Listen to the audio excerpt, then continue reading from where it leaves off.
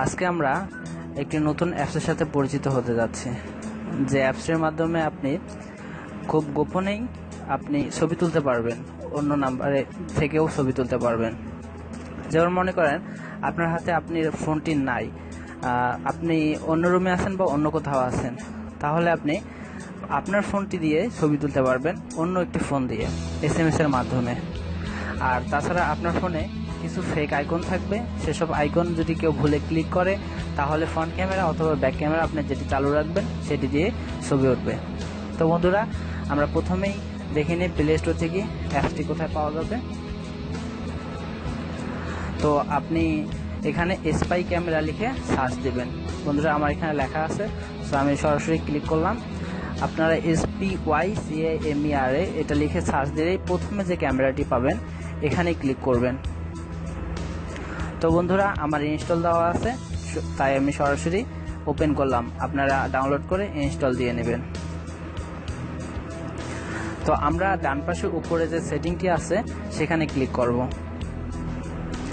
প্রথমে হচ্ছে ল্যাঙ্গুয়েজ, অবশ্যই ল্যাঙ্গুয়েজ ইংলিশ থাকাটাই ভালো।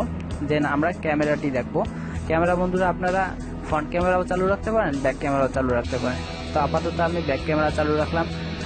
বা আপনি ফ্রন্ট ক্যামেরা চালু রাখলে হবে কি, আপনি যদি অন্য কারোর হাতে ফোন দেন, কে ফোনটা টিপলো সেটা আপনি সহজেই বুঝতে পারবেন, শুধু সে যদি ভুলে সেই ফেক আইকনটা ক্লিক করে।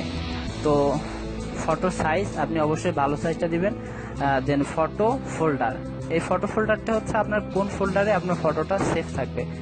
দেন আপনার সাউন্ড যে সাউন্ড সিস্টেমটা এখানে মোড 1 মোড 2 আছে। বন্ধুরা, এখানে মোড 1 যদি চালু রাখেন তাহলে ফটোটা তোলার সময় কোনো শব্দ হবে না। সো আপনারা অবশ্যই চাচ্ছেন যে গোপনে যাতে ছবিটা ওঠে, কেউ যাতে বুঝতে না পারে। সো আমরা মোড 1টাই চালু রাখলাম।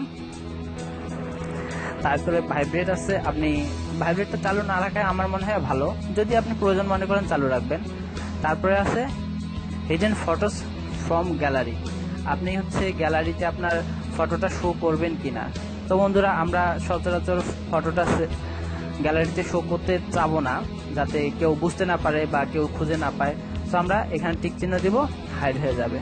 দেন সেট পাসওয়ার্ড, আপনি যদি পাসওয়ার্ডে টিক চিহ্ন দিয়ে আপনার পাসওয়ার্ডটি 2বার বসান তাহলে আপনার ফটোটা যেরকম গ্যালারিতে পাবে না, আর এই অ্যাপসটিতে অন্য কেউ ঢুকতে পারবে না, সো সে ফটোটা দেখতে পারবে না।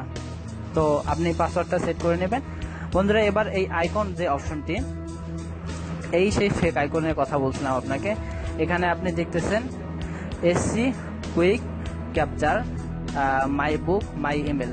বন্ধুরা, আপনারা এখানে যেটি ক্লিক করবেন সেটি হবে। যেরকম আপনি যদি মাই বুকে ক্লিক করেন তো আপনার ফোনে মাই বুকের আইকনটা থাকবে। কেউ যদি ভুলে সেই আইকনটা ক্লিক করে তাহলে সেই মুহূর্তে ছবি উঠবে, বাট সে কখনোই বুঝতে পারবে না কোনোভাবে।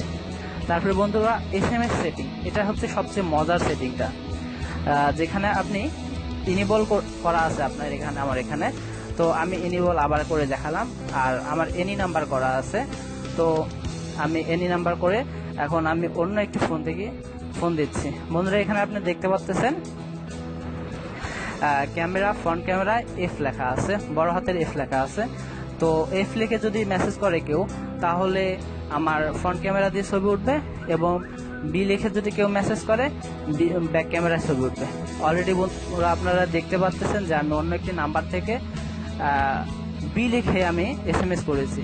তো এখানে কেউ বুঝতে পারলো না যে আসলে কেন SMS-টি আসলো বা SMS-টির আসলে কাজ কি। তো বন্ধুরা, আমরা চলুন দেখে আসি যে SMS-টা আসার ফলে আমার কি হলো। এই তো বন্ধুরা, দেখতে পাচ্ছেন আমরা একটা ছবি উঠছে, এতক্ষণ কিন্তু কোনো ফটো ছিল না।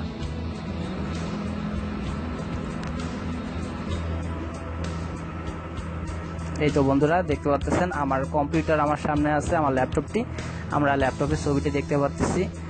একইভাবে বন্ধুরা, আপনার যে আইকনটার কথা বলেছিলাম, এই যে আপনি দেখতে পাচ্ছেন মাই বুক যে আইকনটি আছে, এই আইকনটি হচ্ছে বন্ধুরা আমার সেই ফেক আইকনটি।